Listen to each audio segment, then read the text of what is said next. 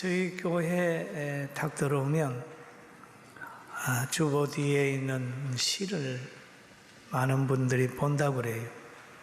그런데 오늘 그 시를 보면은 봄이라고 하는 시인데, 여러분 봄이 오는 소리를 들어보셨습니까? 예, 봄이 오는 소리가 들립니다. 한번 읽어봅니다. 봄, 산 넘어 봄 오는 소리들, 눈 녹은 곳 봄나물 버릇이 돋아나고, 담장역 키다리 목련 꽃을 준비, 길옆 개나리 진달래도 양집하는 산기슭에 피어났다. 세월 따라 흐르는 시간, 변화의 자연 그 안에 사람도 예외 없이 봄 마음 아름안고 믿은 사람 꽃망을 맺어 행복을 노래하려구나. 아멘. 사실 여러분 겨울이 오래 지속될 것 같지만은 금방 봄이, 여러분 고난과 어려움이 오래 있을 것 같지만 겨울이 지나듯 여러분의 염려 걱정도 지나갑니다. 할렐루야.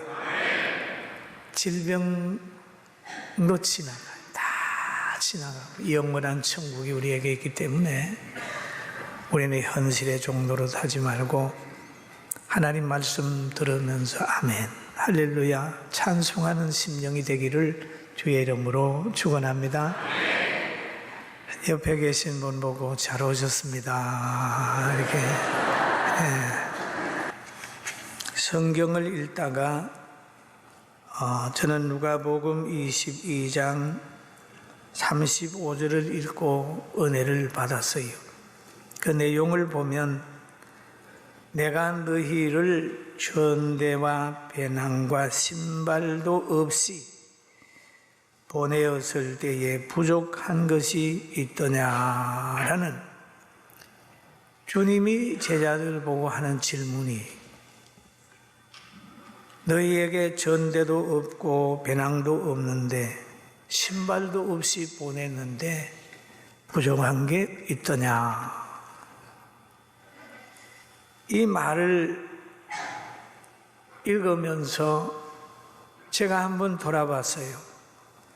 전대도 배낭도 신발도 없이 천막으로 참 이렇게 시작을 해서 왔지만은 부족함이 없도록 하나님이 다 채워주셨어요. 우리 대한민국도 6.25 후에 폐허가 됐을 때 복음이 들어오고 복음이 역사를 함으로 인해서 대한민국이 세계 속에 부족함이 없는 나라가 됐습니다. 할렐루야. 참 믿음이 올라가면 가정이 잘 돼. 믿음이 올라가면 나라가 잘 돼. 믿음이 올라가면 개인도 행복해져요. 할렐루야. 저는 이런 생각을 늘 해봅니다. 내가 하나님을 몰랐다면 어떻게 됐을까? 병중에서 하나님을 만나지 않았다면 지금 어떻게 됐을까? 오래전에 이미 공동묘지에 갔을 것이고 흔적 없이 사라졌을 텐데, 참 내가 하나님을 알아서 그의 은혜를 힘입어서 오늘날까지 살고 있구나라는 생각을 하게 되니까 세상의 짐과 현실의 분주함에 빠지지가 않아요. 왜? 살려주신 분은 하나님인데 왜 거기에 빠질 이유가 뭐 있겠습니까? 여러분, 과거와 미래 그리고 인생 현실의 허무에 빠질 때가 있어요. 그리고 이 고난과 폭풍을 만나서 고통당할 때라도 하나님이 주신 은혜를 생각하면 그 폭풍우 속에 빠질 이유가 없고 두려워할 이유가 없어요.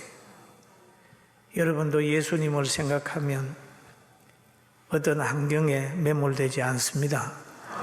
믿습니까? 뭐 그러잖아요. 하나님이 살려주셨는데 지금 살고 있는 게 은혜인데 뭘 그렇게 얻지 못하는데 괴로워하고 누가 자존심 상하게 한다고 괴로워하고 그럴 거 뭐 있어요? 다 은혜로 산다고 생각하고 기뻐하면서 살기를 주의 이름으로 축원합니다. 예수님이 제자들을 보고 하신 말씀이 있어요. 한 알의 밀알이 땅에 떨어져 죽지 아니하면 한 알 그대로 있고 죽으면 많은 열매를 맺느니라는 얘기를 했죠. 그러면 봄을 맞이해서 나는 한 알의 밀알이 되고 있는가? 이 시대 속에 나는 한 알의 밀알이 되고 있는가? 가정 속에 한 알의 밀알이 되고 있는가? 내가 썩지도 않으면서 많은 열매를 기대하는 잘못을 범하고 있지 않는가? 라는 생각도 여러분 가끔 해보시고 자신의 위치를 늘 회복하게 되기를 주님의 이름으로 축원합니다.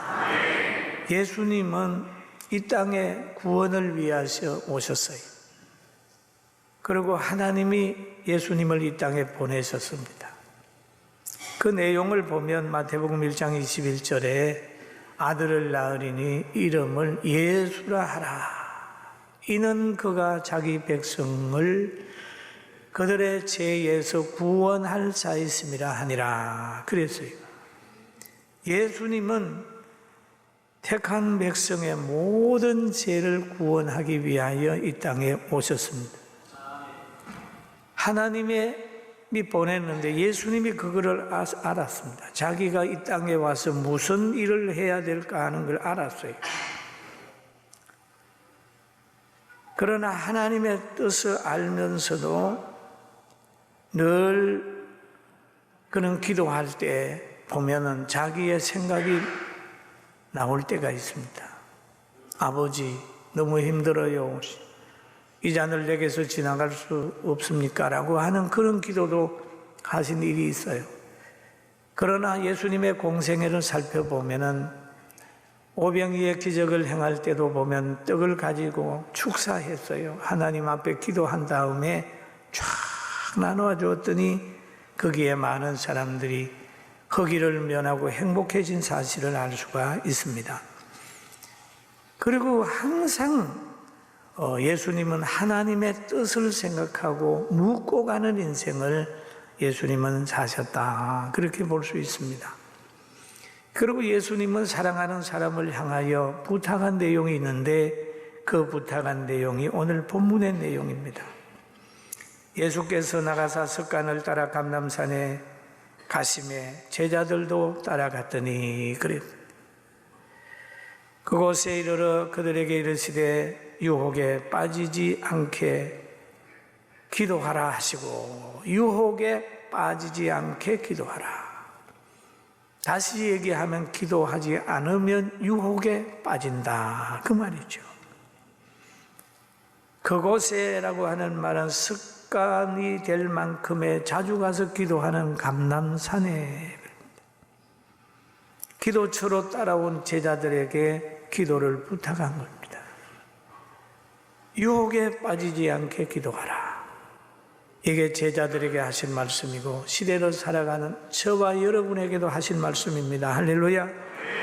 그럼 예수님은 그 제자들을 딱 보시면서 야, 이 친구들이 유혹을 받는다고 하는 걸 알고 있어요.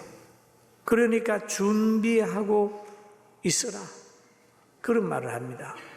그 전에 누가복음 22장 31절에는 이런 말을 합니다. 시몬아 보라 사단이 너희를 밀가부르듯 하려고 요구하였으니 밀가부르듯 하려 요구했다. 그러나 믿음에 떨어지지 않기를 위하여 기도했으니 돌이킨 후에 형제들을 굳게 하라라고 얘기를 했죠. 그러면 제자들의 연약한 것을 놓고 예수님이 기도를 하시고 이제 또 그들에게 말하기를 너희도 기도해라 그런 말을 합니다. 그리고 예수님이 이렇게 기도하라고 하시고 그랬을 때에 너는 닭 울기 전에 나를 3번씩이나 부인한다. 라고 하는 말을 했을 때 베드로가 그런 말을 합니다. 주여, 내가 주와 함께 오게도 죽는데도 대에도 가기를 각오하였나이다. 오게도 죽는 대로 가기를 각오하였습니다. 그런데 베드로가 오게도 죽는데도 각오한 대로 됐습니까? 안 됐거든요. 3년 동안 동시가며 기적을 보고 함께 했던 베드로가 한 번에 무너져 버리는 거예요.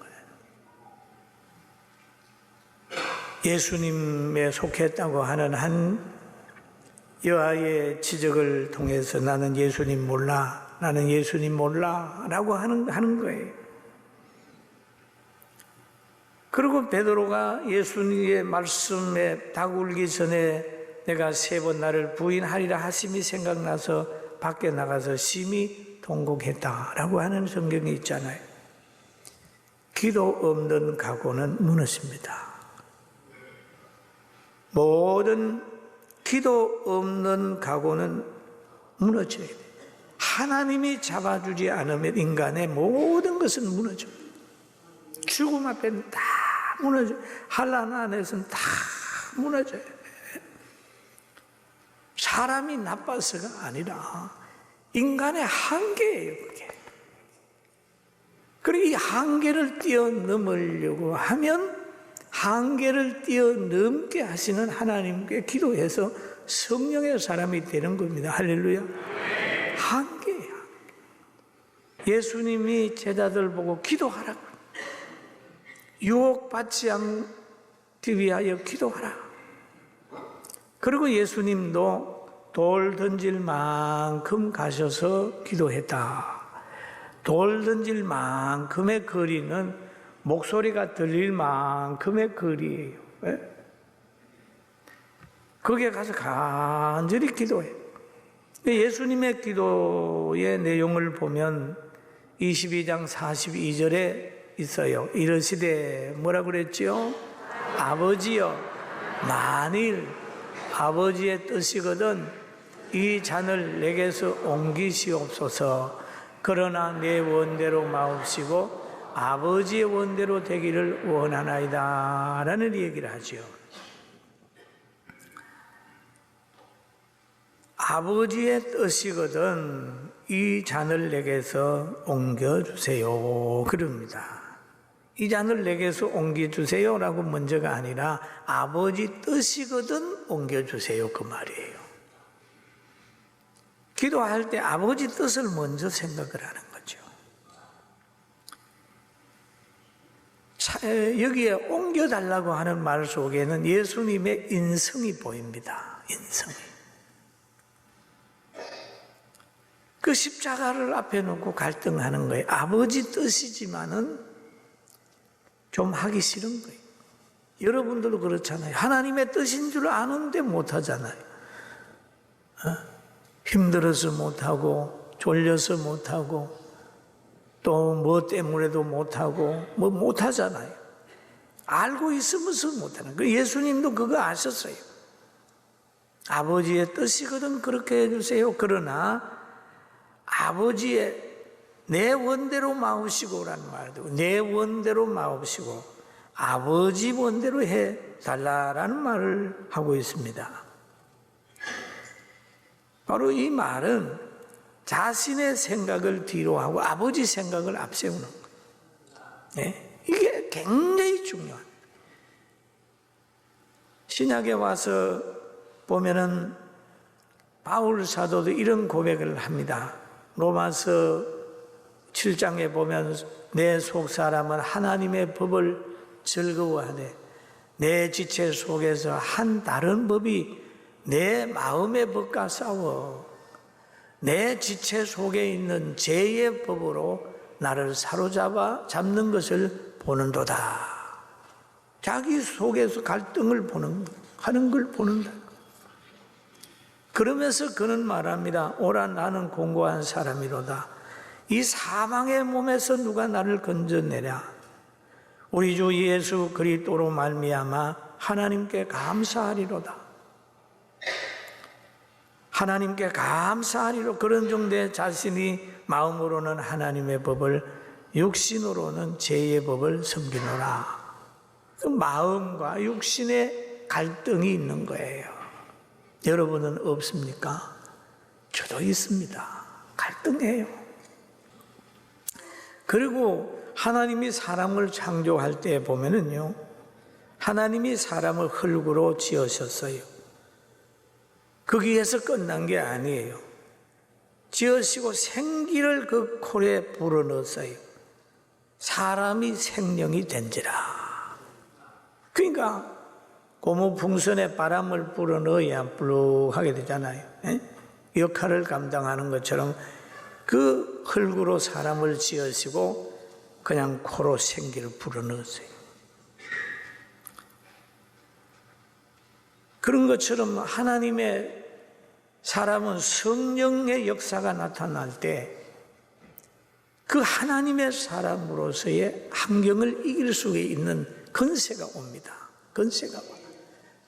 만약에 예수 믿는 사람이 성령의 능력을 의지하지 않고 진리를 벗어나게 되면 뱀의 밥이 될 뿐입니다. 성경에 보면 창세기 3장 14절에 이런 말씀이 있잖아요. 같이 봅니다. 여호와 하나님이 뱀에게 이르시되 너가 이렇게 하였으니 내가 모든 가축과 들의 모든 짐승보다 더 저주를 받아 배로 다니고 살아있는 동안에 흙을 먹을지니라. 흙을 먹을지니라. 그럼 성령의 역사가 없으면 사탄의 도구가 됩니다. 사람은요. 자신과 교회를 어렵게 만들고 하나님의 심판을 받게 되는 거예요. 흙을 먹는 거예요. 사람이 흙으로 지음을 받았기 때문에 범죄한 후에 흙으로 돌아가는 거잖아요. 뱀의 먹잇감이 되는 거죠. 먹잇감이 돼. 여러분, 사탄의 먹잇감이 되고 사탄의 도구가 돼가지고 사람을 죽이고 범죄하고 하는 것 많이 있잖아요. 여러분들은 성령의 사람이 되어서 마음 가운데 성령의 열매가 주릉주릉 맺혀서 사랑하고 평화하고 감사하고 행복하기를 주의 이름으로 축원합니다. 그리고 또 예수님 보면은 아버지의 원대로 되기를 원합니다. 그런 말을 하지요. 그 말은 고난 당한다 할지라도 아버지 원이면 하겠습니다. 십자가에서 죽는 일이라 할지라도 아버지 원이면 하겠습니다. 아버지가 보낸 사명을 감당하겠습니다. 그렇게 하는 거예요. 그 예수님의 육신의 생각이 하나님의 뜻에 의해서 이게 완전히 묻혀지는 거지요. 하나님의 뜻대로 하겠습니다. 아버지의 뜻을 이루겠습니다. 그런 거죠. 여러분, 예수님은 십자가 지는 것이 하나님의 뜻이라면 여러분과 저에게도 뭘 주냐? 하나님이 다 일을 주셨어요. 가장을 세워 놓으신 다음에 가장에 대한 하나님의 뜻이 뭔가요? 남편은 열심히 일하는 거예요. 그리고 좋은 아버지가 되고 좋은 남편이 되는 거예요. 하나님의 뜻이에요. 아내를 지극히 사랑하는 거예요. 아내에 대한 하나님의 뜻은 뭡니까? 남편을 존중하고 자녀를 잘 양육하고 아내의 역할을 잘 감당하는 거예요. 목사의 역할은 뭡니까? 모든 것보다도 사명 감당하는 것, 말씀 전하는 걸 우선해야 됩니다. 그러면 하나님께서 예수님께는 그 사역이라면 우리는 또 하나님께서 지금 주는 사역이 있다는 말이에요. 대한민국 국민으로서는 어떻게 해야 되는가 하는 것까지 많이 관심 가지고 이 시간 하나님의 뜻을 부서에서, 찬양대에서, 가정에서, 직장에서, 학교에서 하나님의 뜻을 이루기를 주님의 이름으로 축원합니다. 그렇게 예수님이 하나님의 뜻대로 살겠다고 되기를 원한다고 했을 때 하나님은 기뻐하셨어요. 그래가지고 자기가 부리는 영물인 천사를 보냅니다. 그 기도하는 장소에 천사를 보내요. 누가복음 22장 43절에 한번 읽어볼까요? 천사가 하늘로부터 예수께 나타나 힘을 더하더라. 천사를 하나님이 보내가지고 예수님이 기도하는 걸 도우는 거예요. 천사는 성경에 보면 가브리엘 천사도 있고 미가엘 천사도 있고 있잖아요. 천사가 막 힘을 도와요. 여러분 기도하다가 막 힘이 올 때가 이럴 때는 하나님이 기뻐하는 기도를 하게 될 때는 막 힘이 옵니다. 그래서 예수님이 힘쓰고 애써도 간절히 기도하니 땀이 땅에 떨어지는 핏방울같이 되더라. 땀을 펄펄 흘리며 기도하는 거예요. 애써서 기도하는 거예요. 여기 예수님 기도 보면은 사명 감당을 위한 기도예요. 물질 달라 소리 안 했어요. 먼저 사명 감당하기. 아버지의 뜻대로 되길 원합니다. 제사장들에게서 장로들에게서 어떤 군중들에게서 나를 지켜주시길 원합니다라고 기도보다는 그런 일이 있는 줄 알고 있음에도 아버지 뜻대로 되길 원합니다. 그걸 제가 겪어야 되면 인간이 당해야 될 고통을 당해야 되면 당하겠습니다. 아버지 뜻대로 되길 원합니다. 그렇게 기도하는 이 기도의 정신이 가치관이 우리 모두에게 있기를 주의 이름으로 축원합니다. 예수님이 기도를 끝내시고 다시 돌아와서 제자들에게 재차하신 말씀이 있어요. 45절에서 46절 보면 같이 한번 읽어봅니다. 기도 후에 일어나 제자들에게 가서 슬픔으로 인하여 잠든 것을 보시고 이르시되 어찌하여 자느냐 시험에 들지 않게 일어나 기도하라 하시니라. 어찌하여 자느냐 어찌하여 자느냐. 지금 잘 때냐, 지금 잘 때냐. 조금 있으면 큰 변화가 오는데 지금 잘 때냐. 여러분 우리 대한민국을 바라보면서 지금 크리스찬들이 잘 때냐, 지금 명예 타락할 때냐, 직분 타령할 때냐. 지금 하나 돼야 되고 지금 기도해야 되고 지금 자유를 지켜야 되고 신앙의 자유를 지켜야 되고 지금 그냥 싸울 때냐 분쟁할 때냐 라고 하는 주님의 책망을 받을 수밖에 없습니다. 사랑하는 성도 여러분, 우리는 예수님이 예루살렘 성에 올라가시면서 또 예수님이 잡혀가시면서 하신 말씀 여러분 기억나십니까? 성경에 이런 말이 있어요. 예수님이 잡혀갈 때에 예루살렘의 여인들은 탄식했어요. 울었어요. 그러나 예수님을 잡아간 권력자들, 타락한 교권은 예수님을 재판정에 세우고 십자가에 달아 죽이지 않습니까? 그러나 백성들의 뜻은 그게 아니에요. 여인들은 탄식했어요. 끌고 가는 사람들은 웃으면서 갔겠죠. 그러나 백성은 탄식했잖아요. 오늘 이 광경을 보면서 우리는 뭘 느껴야 되겠습니까? 이 백성을 보면 가운데 탄식하는 사람이 있겠지요. 그러니까 우리는 이 환경을 보면서 어떻게 해야 될까요? 나가서 뭐를 해야 될까요? 중요한 게 먼저는 기도입니다. 할렐루야. 네. 여러분 전쟁을 해보면요, 제가 월남전에서 무전병을 해봐서 압니다. 막 소대가 가서 이제 하다 보면 적진이 보이는 거예요. 도저히 통과할 수 없을 때는 전화를 합니다. 무전을 쳐서 저쪽에 이상한 흔적이 있으니까 포지원도 좀 해주시고 헬기도 보내주시고 뭘 좀 해달라 그러면 전화를 하면요, 무전을 하면 다 그냥 보고 다. 우리는 이 세상을 이길 수 없습니다. 세상을 이기고 변화시키는 그 하나님 앞에 부르짖어 기도해서 하나님이 이 세상을 만져주기를, 풍랑 일어나는 이 세상을 잔잔하게 하기를 위해서 제자들이 예수님을 깨우듯 우리 하나님 앞에 열심히 기도해서 대한민국 바로 세우게 되길 주의 이름으로 축원합니다.